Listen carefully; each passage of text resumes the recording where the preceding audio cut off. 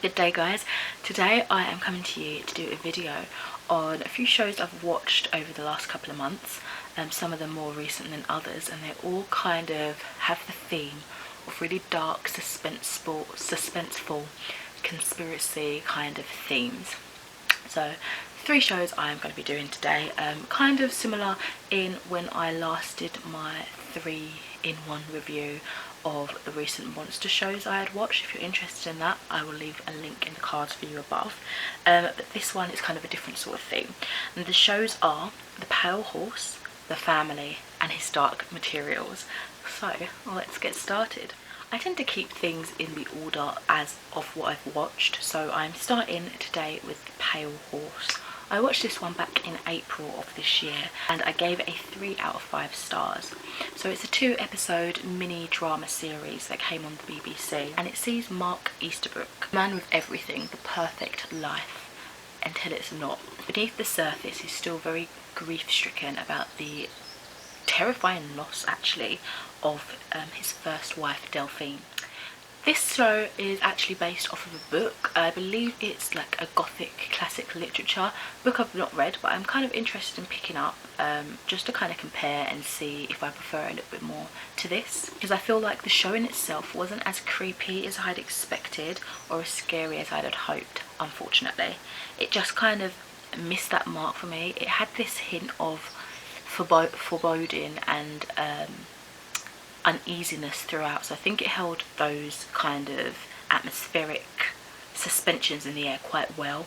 It just kind of fell short of actually scaring me or making me so uncomfortable that I was scared, you know, or to that degree. I enjoyed it, but it was definitely just okay, and it didn't live up to the expectations that I kind of stoked on it, particularly because I was looking forward to seeing Rufus Sewell in it. I never pronounced his surname correctly. Rufus Sewell. He's a really great actor. He's in things like Victoria on ITV1 and The Man in the High Castle, which is an Amazon Prime show based off of Philip K. Dick's book, I believe.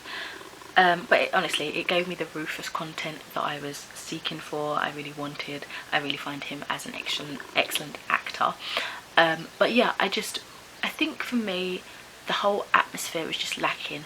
I don't know if it could have been something that could have been fleshed out more or developed more if it had been a longer series, but I assume it was only a 2-part series because perhaps the book's small and it's only got so much content.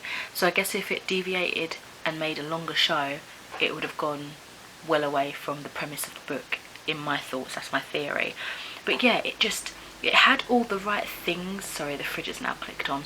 It had all the right things that traditionally make you uncomfortable and scared. It just fell short, fell flat, and yeah, it wasn't.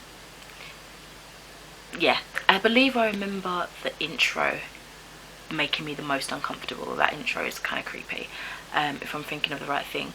But yeah, it just fell short.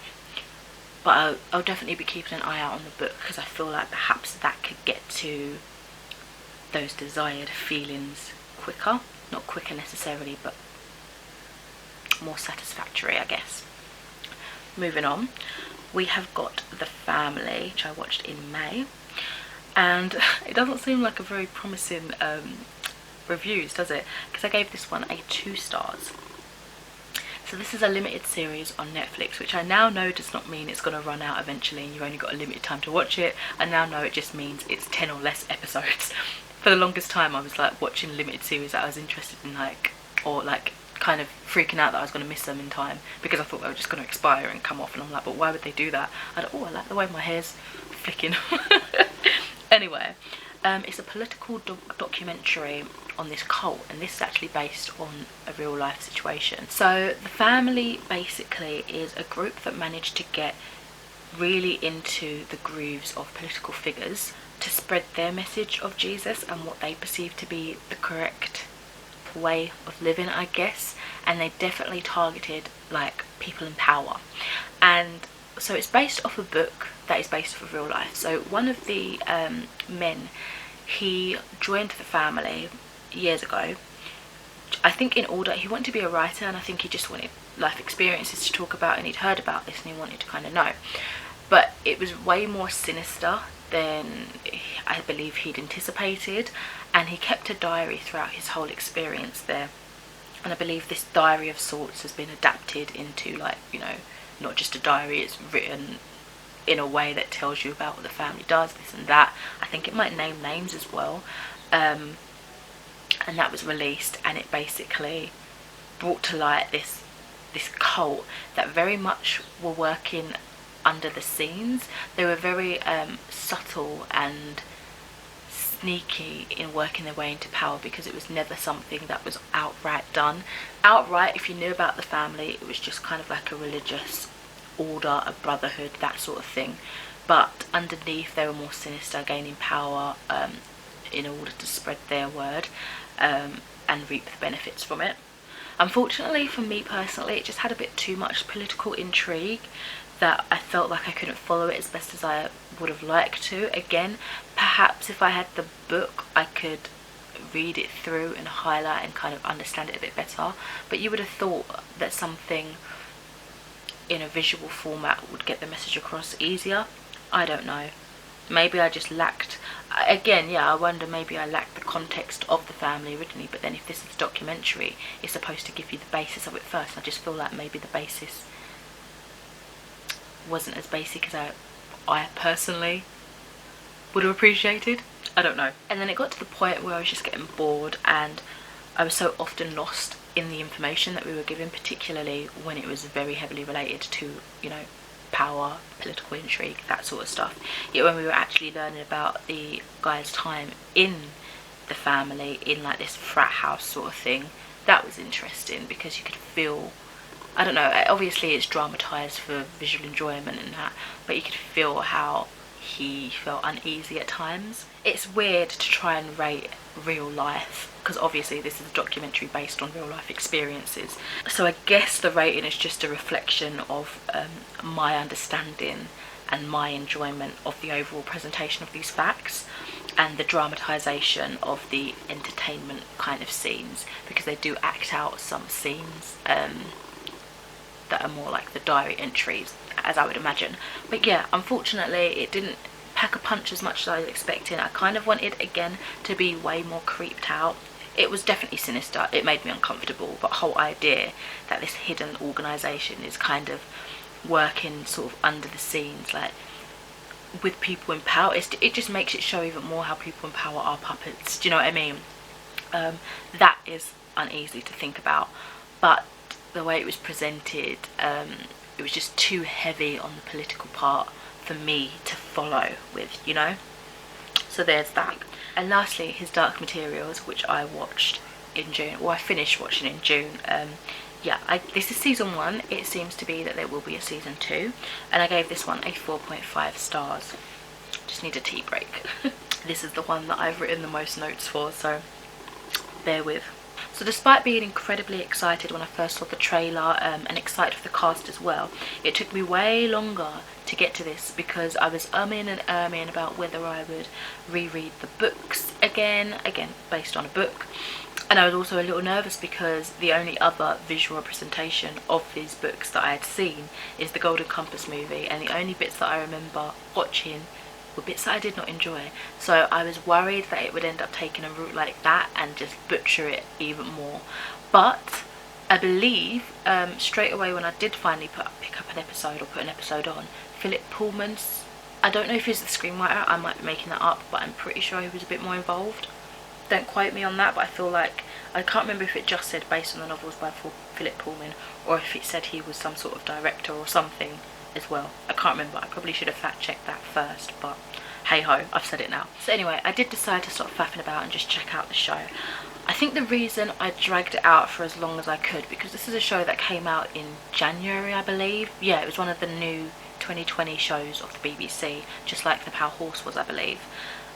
Was I felt that I couldn't concentrate on such a heavy show back to back. So my original goal was to series record it all and then watch them, like sort of binge watch them back to back, but I felt like it was way too heavy to do that. I could watch maybe like 2 or 3 in a row, but even then I'd stop, put on a bit of YouTube, and it just dragged out so much longer than it needed to. But in saying that, I'm very grateful for the amount of hours that we got. This excellent, pretty true to the books, to the best of my memory anyway. It's been a good few years since I last read them, but a very good interpretation of the book from what I can remember.